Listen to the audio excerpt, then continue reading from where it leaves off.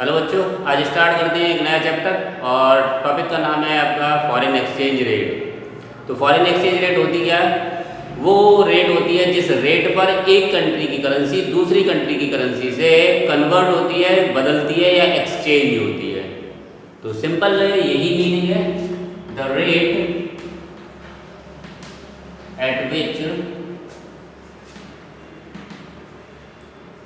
One countries currency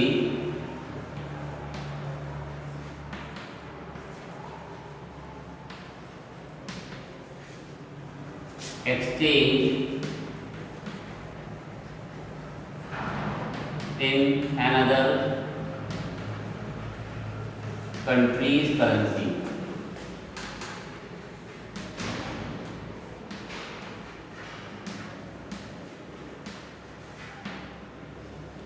तो ये ज़रूरत क्यों होती है?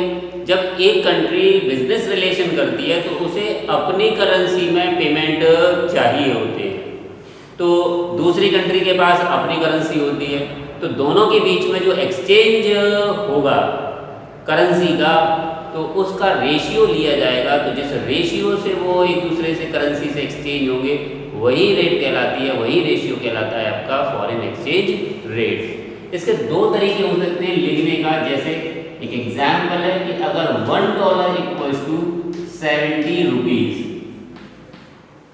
यानी कि इसका मतलब क्या हो गया कि एक अमेरिकन अगर इंडिया से कोई प्रोडक्ट परचेज करता है तो वो इंडिया से $1 खर्च करके अपनी करेंसी का $1 खर्च करेगा और इंडिया से 70 रुपीज़ तक के प्रोडक्ट परचेज कर सकता है विद स्पेंडिंग ऑफ $1। तो एक तरीका ये हो गया। दूसरा तरीका आप इसे इस तरह से भी लिख सकते हो, ये डॉलर के टर्म में, अब आप रुपये के टर्म में लिख सकते हो। तो 1 रुपी इक्वल्स टू क्या होगा, $1/70। यानी कि अगर एक इंडियन अमेरिका से प्रोडक्ट परचेज करेगा तो ₹1 खर्च करेगा और उसे 1/70 के बराबर, डॉलर के बराबर उसे वो कमोडिटीज मिलेंगी। तो अल्टीमेटली जो ट्रांजैक्शन रेट डिसाइड की गई वो हो गई आपकी $1 इक्वल्स टू 70 रुपी। ठीक है।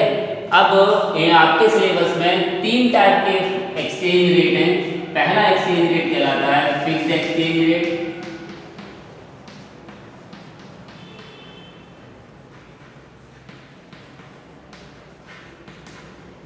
दूसरा है आपका फ्लेक्सिबल एक्सचेंज रेट,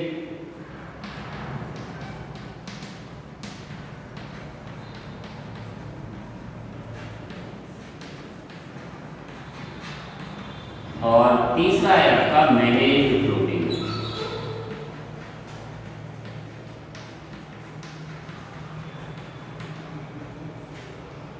तो ये 3 एक्सचेंज रेट सिस्टम आपको पढ़ने हैं अपने सिलेबस में, और ये आपके चैप्टर बोर्ड के एग्जाम के पॉइंट ऑफ व्यू से देखा जाए तो इस चैप्टर में से आपको 4 मार्क्स का क्वेश्चन मिलेगा। ठीक है। और यही एक्सचेंज रेट आपसे पूछ ली जाती है। 1 मार्क्स की अगर डेफिनेशन आती है तो ये वो रेट है जिस रेट पर एक कंट्री की करेंसी दूसरी कंट्री की करेंसी से क्या होती है, कन्वर्ट होती है या बदलती है या एक्सचेंज होती है। ठीक है, आगे चलते हैं। तो सबसे पहले स्टार्ट करते हैं फिक्स एक्सचेंज रेट।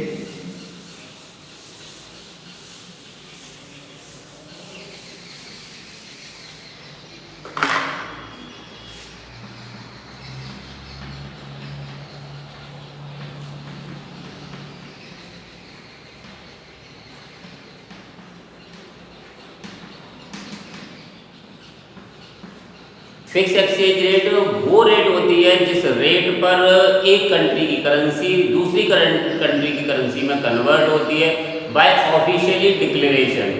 यानी कि एक गवर्नमेंट दूसरे कंट्री की गवर्नमेंट के साथ एग्रीमेंट हो जाता है कि एक कंट्री की करेंसी इस कंट्री की करेंसी के साथ एक फिक्स अमाउंट में कन्वर्ट होगी। तो वो जो रेट फिक्स हो जाती है वही रेट कहलाती है फिक्स एक्सचेंज रेट। और इसके 2 तरीके हैं। पहला है आपका गोल्ड स्टैंडर्ड,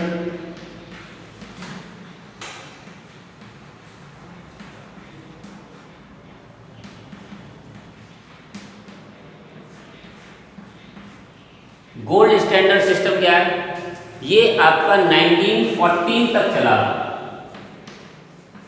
ये सिस्टम आपका 1914 तक चला और 1914 के बाद इस सिस्टम को बंद कर दिया गया, क्योंकि पहले जो ट्रांजैक्शन होते थे वो मेटल के साथ होते, गोल्ड के साथ होते थे, और गोल्ड उस टाइम पीरियड को छोड़कर आज भी अगर देखा जाए तो यूनिवर्सल एक्सेप्टेबल मेटल है, हर कोई इसे एक्सेप्ट करता है, और उस टाइम पीरियड में इसे एक्सेप्ट करने की जो प्रोबेबिलिटी थी वो बहुत ज़्यादा थी, हर कंट्री इसको मतलब आसानी से एक्सेप्ट कर लेती थी, तो ट्रांजैक्शन ईजी थे।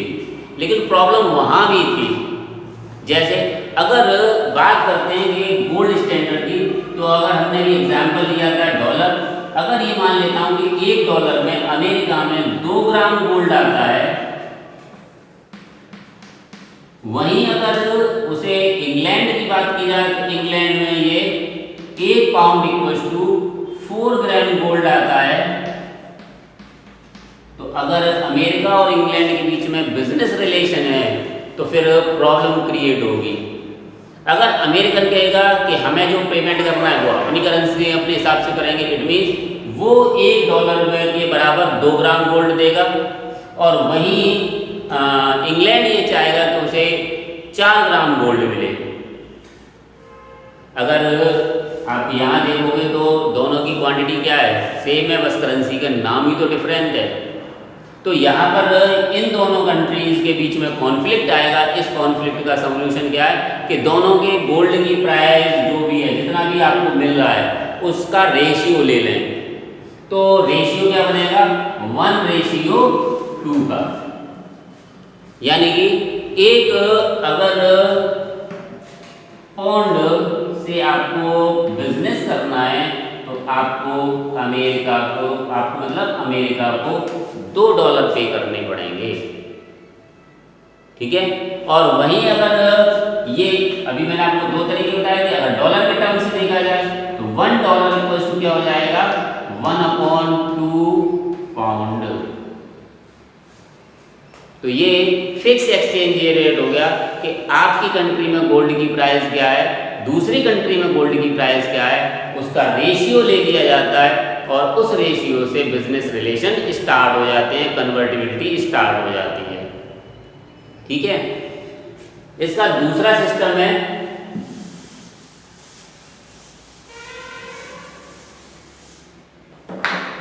वो है आपका Brayton would system.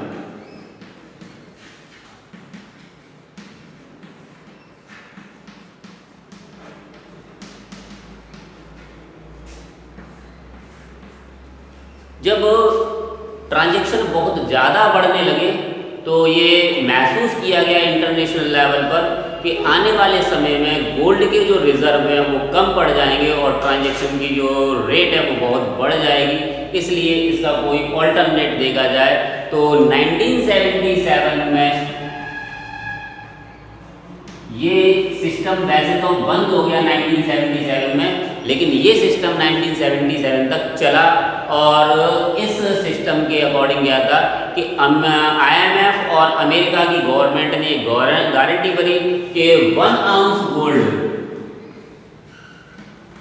Gold equals to $35। ये आपका फिक्स्ड एक्सचेंज रेट हो गया, यानी कि अगर कोई व्यक्ति 1 आउंस गोल्ड देगा, या एक व्यक्ति से मतलब या एक कंट्री से है, तो अगर एक कंट्री यहाँ पर 1 आउंस गोल्ड देगी, 1 आउंस गोल्ड देगी, तो उसे IMF $35 पे करेगी। ये फिक्स्ड हो गया, और इसमें जो चेंजेस होने की पॉसिबिलिटीज़ हैं वो माइनर पॉसिबिलिटीज़ हैं कि कुछ चेंजेस पॉसिबल हैं, होते हैं, होंगे। और ये सिस्टम 1977 को बंद कर दिया गया, और इसके बाद जो नया सिस्टम आया वो था आपका फ्लेक्सिबल एक्सचेंज रेट। तो ये आपका फिक्स एक्सचेंज रेट के 2 सिस्टम हो गए, एक आपका गोल्ड स्टैंडर्ड और दूसरा आपका ब्रेटन वुड। नेक्स्ट चलते हैं।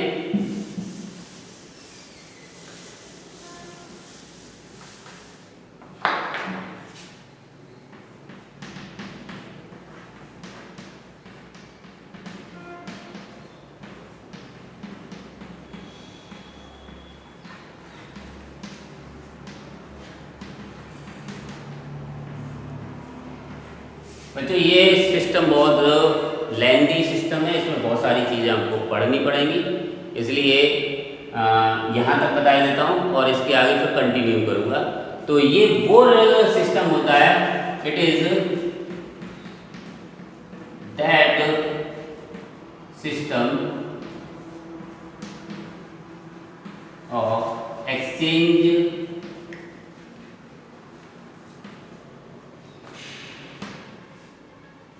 which is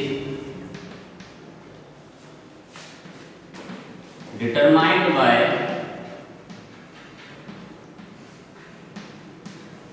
market forces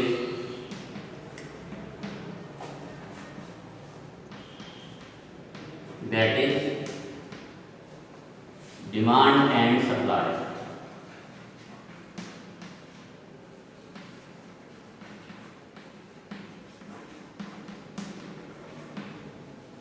तो ये वो सिस्टम है जो आफ्टर 1977 के साथ आया, यानी कि बाद में आया उसके बाद, क्योंकि 1977 तक आपका ब्रेटन वुड चलता रहा, उसके बाद इस सिस्टम का इंट्रोड्यूस हुआ ये वाला सिस्टम।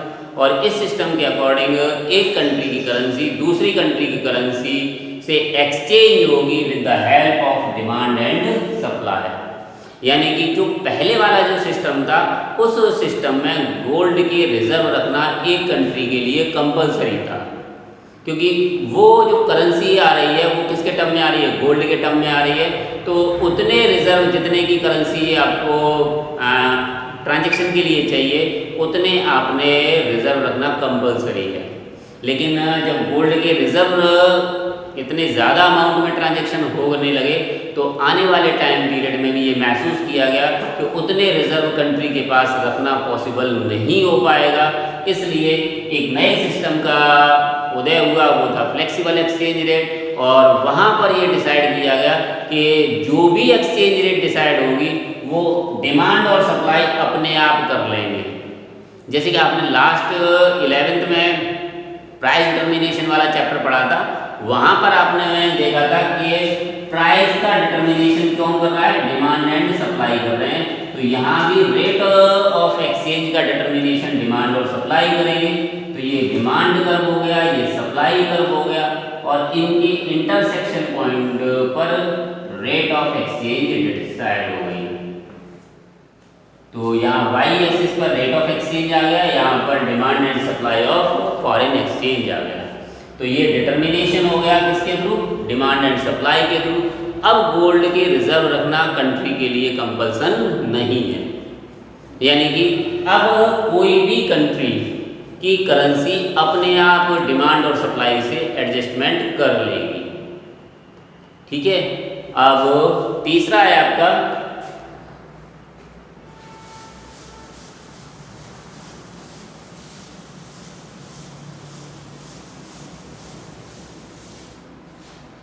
वो है आपका मैनेज्ड फ्लोटिंग।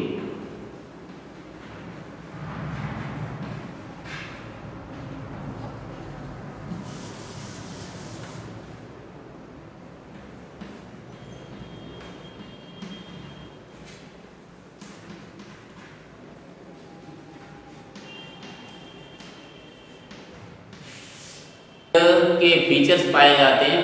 पहला था आपका फिक्स्ड एक्सचेंज रेट, तो it is fixed by the government.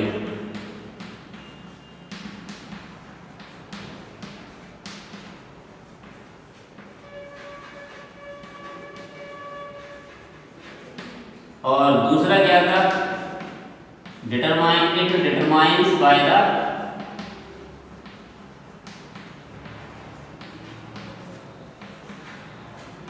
Market forces.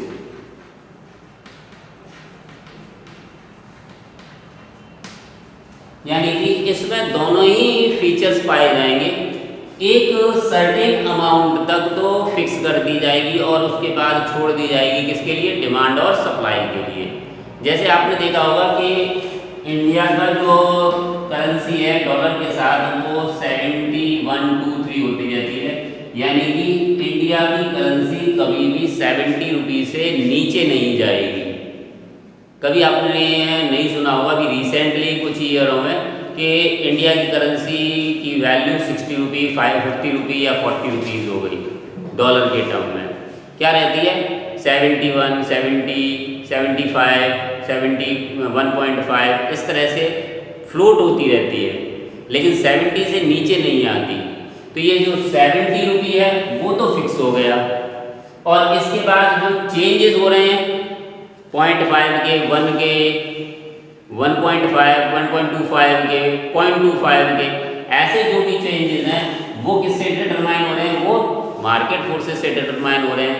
तो ये वो रेट ऑफ सिस्टम है जिसमें दोनों ही फीचर्स पाए जाते हैं, एक तो ये फिक्स्ड होती है और दूसरी छोड़ दी जाती है किसके लिए, डिमांड एंड सप्लाई के लिए। इसमें अगर कोई कंट्री मतलब गलत तरीके से गलत रूल और रेगुलेशन को बनाकर अगर कुछ चेंजेस करता है, अपनी करेंसी की वैल्यू को बढ़ाता है, तो फिर सेंट्रल गवर्नमेंट इनमें इंटरवेंशन करती है, और वो इंटरवेंशन करने के लिए उन्हें IMF से परमिशन लेनी पड़ती है। इसलिए ये जो सिस्टम है वो इंडिया जैसी कंट्री अडॉप्ट करती है, और अभी जो एक्सचेंज रेट है वो इंडिया का डॉलर के टर्म में 70s के लमसम चलता रहता है। ठीक है बच्चों, अब आपको जो बहुत ज़्यादा डीपली पढ़ना है वो फ्लेक्सिबल एक्सचेंज रेट है, तो उसको मैं आपको डीपली नेक्स्ट वीडियो में पढ़ाऊँगा।